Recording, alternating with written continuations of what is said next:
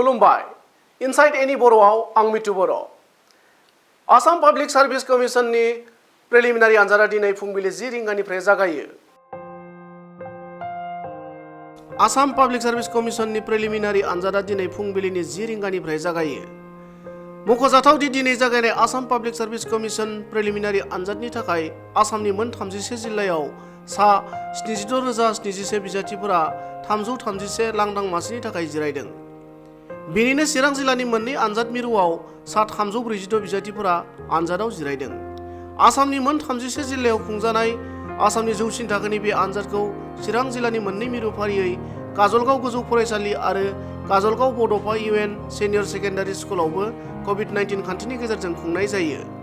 आनजाद लिरग्रा साफ्रोमबो बिजाथिफोरखौ हाबनाय सिगां भेक्सिन लानाय फोरमान बिलाइ दिन्थिनायनि उनावसो आनजादसालियाव हाबहोनाय जायो आरो भेक्सिन लायै बिजाथिफोरखौ रेपिड एन्टिजेन टेस्ट आरो RT-PCR टेस्ट खालामनायजों लोगोसे साफ्रोमखौबो सेनिटाइज खालामनाय जायो।